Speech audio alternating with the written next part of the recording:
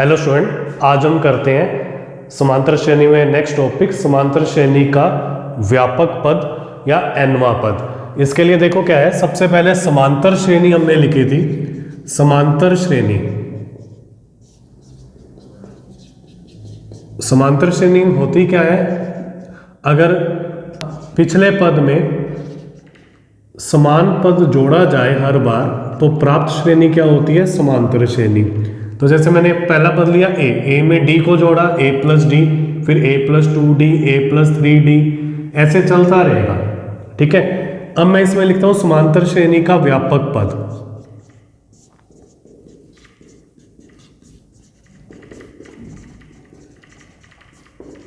या nवां पद। देखो क्या होता है, जैसे समांतर श्रेणी है, इसका जो पहला पद है वो है a, तो a1 का मान हो गया a। दूसरे पद को लिखते हैं a2 से, a2 का मान है a प्लस डी। तीसरे पद को लिखते हैं a3 से, a3 का मान है a प्लस 2d। चौथे पद को लिखते हैं a4 से, a4 का मान है a प्लस 3d। तो जो पद निकाल रहे हैं ना d के साथ, उससे एक कम वाली संख्या आ रही है।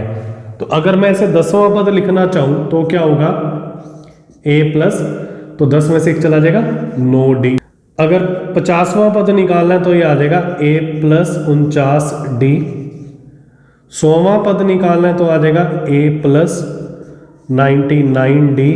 इसी प्रकार से देखो व्यापक पद या nवां पद, उसको लिखते हैं an से। अगर ये निकालना है तो ये आ जाएगा a plus n-1d।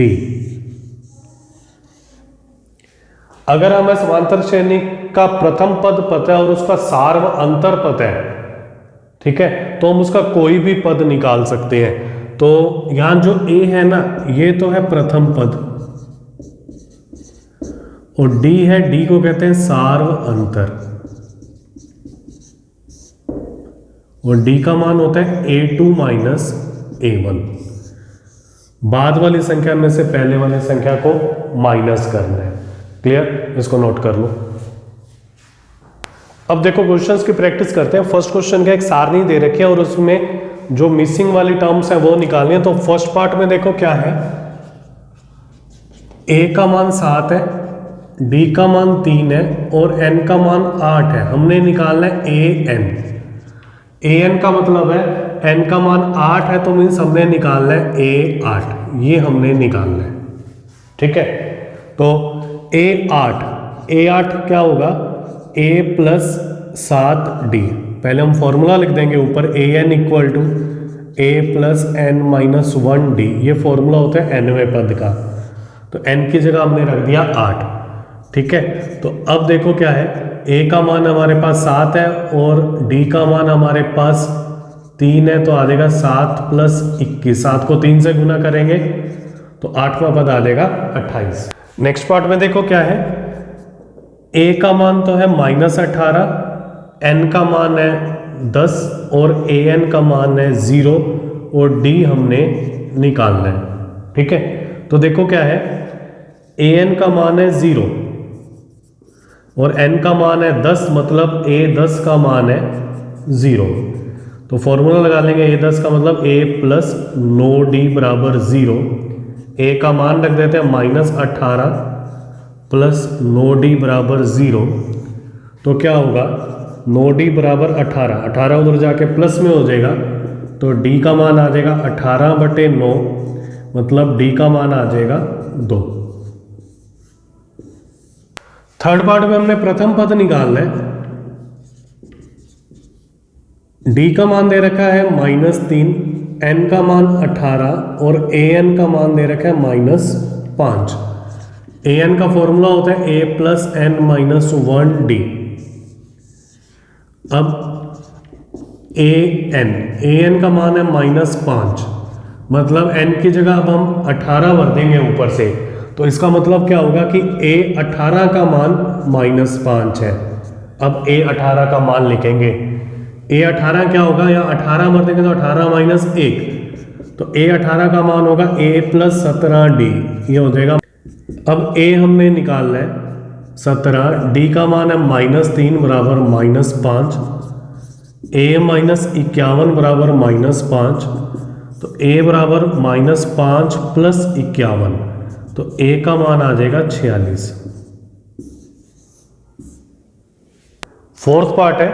Fourth part में a दे रखा है -18.9, d दे रखा है 2.5, n हमने निकालना है, an दे रखा है 3.6। तो देखो क्या है, अब an का फॉर्मूला लगा देंगे, a plus N minus 1d बराबर 3.6। a का मान रखते हैं, a का मान है -18.9 प्लस n माइनस 1, d का मान है 2.6 बराबर 3.6। तो 2.5 को अंदर गुना कर देते हैं, आ जाएगा 2.5 n माइनस 2.5। 18.9 उधर ले जाएंगे तो वो जाके हो जाएगा प्लस में, माइनस उधर जाके हो जाएगा प्लस में। तो क्या होगा 18.9 और 3.6, 9 और 6 15, हासिल एक आ जाएगा 8 3 11 और 1 12, तो आ जाएगा 22.5। तो आ जाएगा 2.5 n बराबर 22.5 और 2.5 RHS में जाके प्लस में हो जाएगा। 22.5 में जब 2.5 को जोड़ते हैं तो 25 आता है, मतलब दशमलव के नीचे दशमलव लगाना है, 2 यहाँ 5 यहाँ, 0.52, तो आ जाएगा 25। तो n का मान आ जाएगा 25 बटे में 2.5, दशमलव हटाया ऊपर 10 आ गया, तो n का मान आ जाएगा 10। अब फिफ्थ पार्ट है। a का मान दे रखा है 3.5, d का मान दे रखा है 0, n का मान दे रखा है 105, an हमने निकालना है। तो an निकालने का मतलब है कि हमने a 105 निकालना है, ठीक है। तो अब an का जो फॉर्मूला होता है वो होता है a plus n minus 1d। तो a 105 होगा a प्लस 104d, मतलब a का मान 3.5, 104 और d का मान है 0, तो 3.5 प्लस 0 तो ये आ जाएगा 3.5। सेकंड क्वेश्चन क्या है, MCQ है, ठीक है। तो इसको सोल्व करके आंसर टिक करना है कौन सा है। तो सेकंड में फर्स्ट पार्ट में जो समांतर श्रेणी हमें दे रखी है AP, वो दे रखी है 10 7 4, और 30वां पद बताना है इसका कौन सा है। तो 30वें पद को ना A30 से लिखते हैं। A30 होता है A प्लस 29d, n-1 होता है तो 29d। A का मान यहाँ पर है 10 और d होता है A2 माइनस A1। ये A1 है, A2 है, A3, तो मतलब 7 माइनस 10 मतलब -3। अब A30 ये निकालना है, तो A का मान है 10 प्लस 29, d का मान है -3। 10 माइनस 29 को 3 से गुना करेंगे तो आ जाएगा 87, प्लस माइनस माइनस माइनस करेंगे तो 10 माइनस 87 माइनस 77, तो मतलब सी ऑप्शन आंसर आ गया इसका। सेकंड पार्ट है -3 -1 बटे 2 2 का 11वां पद, मतलब A11 निकालना है हमने। A11 होता है A प्लस 10d, A का मान तो है -3, d होता है A2 माइनस A1, A2 का मान -1 बटे 2 माइनस A1 का मान -3, तो जब यहाँ भरेंगे तो आ जाएगा प्लस का 3, लघुत्तम आ जाएगा 2, तो -1 प्लस 6, तो ये आ जाएगा 5 बटे 2, ठीक है। अब A11 यहाँ मान रख देते हैं, A का मान -3 प्लस 10, 5 बटे 2, 2 को 10 से काटा आ जाएगा 5, -3 प्लस 25 ये आ जाएगा 22, मतलब सेकंड ऑप्शन आंसर आ जाएगा इसका। अब नेक्स्ट क्वेश्चन में क्या है कि जो क्वेश्चन दे रखे हैं इसमें जो बॉक्स में जो एम्प्टी जो टर्म है, जो पद है, उसको निकालना है।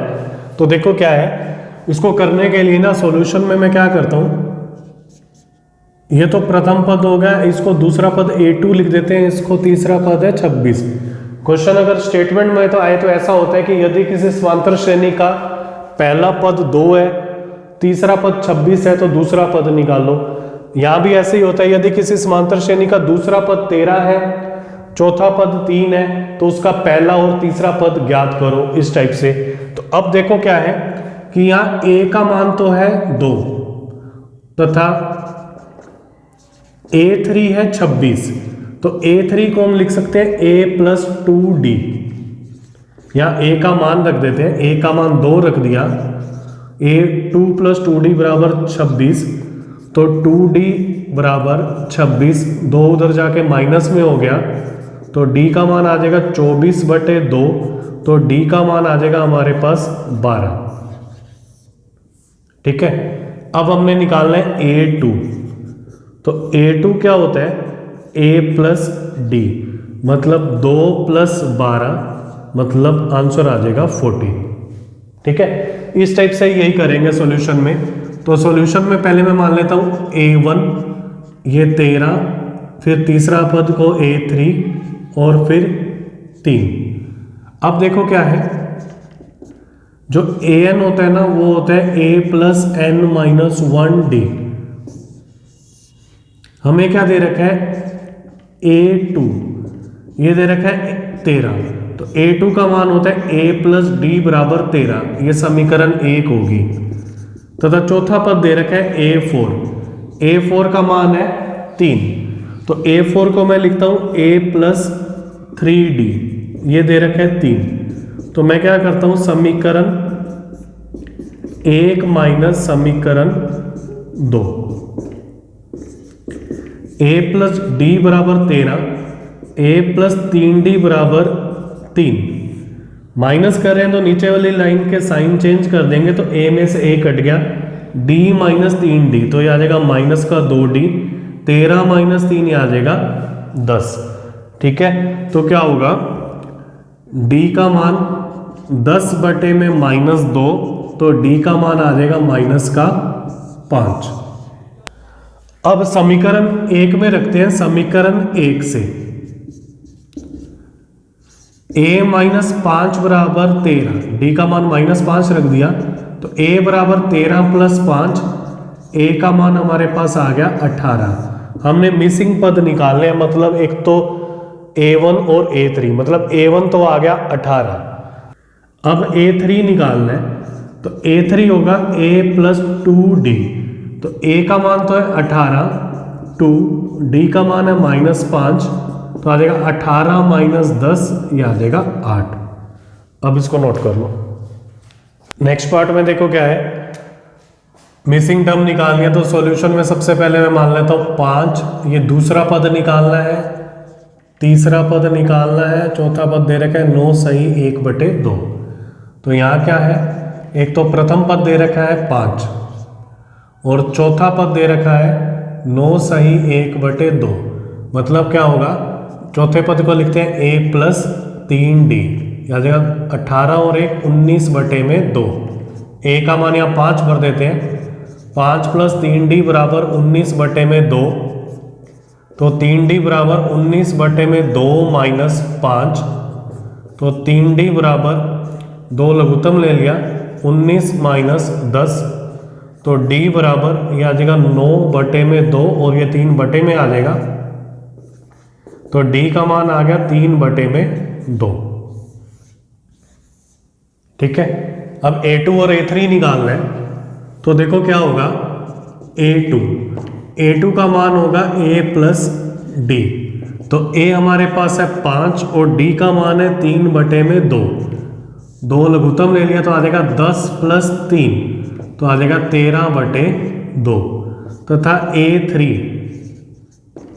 a3 हमारे पास होता है a प्लस 2d, तो a का मान तो हमारे पास है 5 और d का मान है 3/2, तो 2 से 2 कट गया, 5 प्लस 3, तो ये आ जाएगा 8। क्लियर। इसी टाइप से नेक्स्ट देखो क्या है, प्रथम पद हमें दे रखा है, तो सॉल्यूशन के अंदर ये तो आ जाएगा -4, फिर a2 निकालना है, a3, a4, a5 और ये दे रखा है 6। तो प्रथम पद मतलब a का मान तो दे रखा है -4 तथा a6 बराबर दे रखा है 6, तो a6 का मतलब क्या होता है a प्लस 5d बराबर 6, तो a का मान तो है -4 5d बराबर 6, तो 5d बराबर क्या आ जाएगा 6 + 4, तो d का मान आ जाएगा 10/5 मतलब 2। ठीक है, अब आगे वाले पद निकालने हैं। a2 निकालना है तो ये आ जाएगा a + d, a का मान तो -4, d का मान 2, तो ये आ जाएगा -2। फिर निकालना है a3, a3 क्या होगा a + 2d -4 + 2 2, मतलब -4 + 4 ये आ जाएगा 0। a4 निकालना है तो आ जाएगा a + 3d -4 + 3 2, -4 + 6, तो ये आ जाएगा 2। और a5 निकालना है तो आ जाएगा a + 4d -4 + 4 2, तो आ जाएगा -4 + 8, तो ये आ जाएगा 4। क्लियर। नेक्स्ट पार्ट में देखो क्या है कि हमने सेकंड पद दे रखा है और छठा पद दे रखा है, हमने बाकी पद निकालने हैं। ठीक है, क्वेश्चन ऐसे भी आ सकता है कि किसी समांतर श्रेणी का दूसरा पद 38 है, छठा पद -22 है, तो तीसरा चौथा पद निकालो, इस टाइप से। तो सॉल्यूशन के अंदर देखो क्या है, जो पहला पद मिसिंग है उसको a1 ले लेते हैं, ये 38, फिर a3 a4 a5 फिर -22। तो अब देखो क्या है,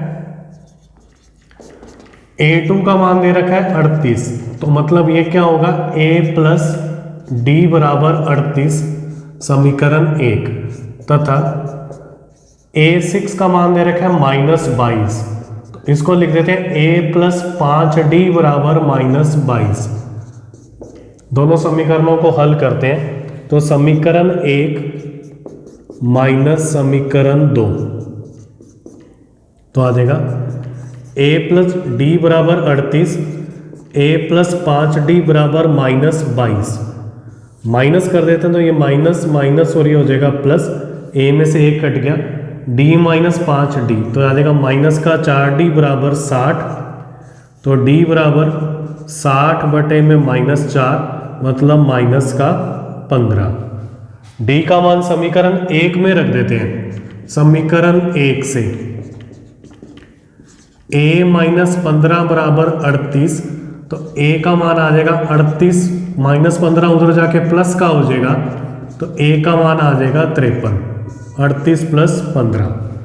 ठीक है, अब हमने बाकी पद निकालने हैं, तो देखो क्या होगा, पहले तो प्रथम पद मतलब a आ गया, फिर तीसरा पद निकालना है, तो अब a3 होता है a + 2d, मतलब a का मान तो है 53 और d का मान हमने निकाला -15,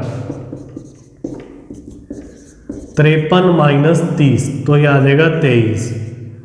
ऐसे हम निकालेंगे a4 होगा a + 3d, मतलब 53 + 3 -15, तो आ जाएगा 53 - 45, तो ये आ जाएगा 8।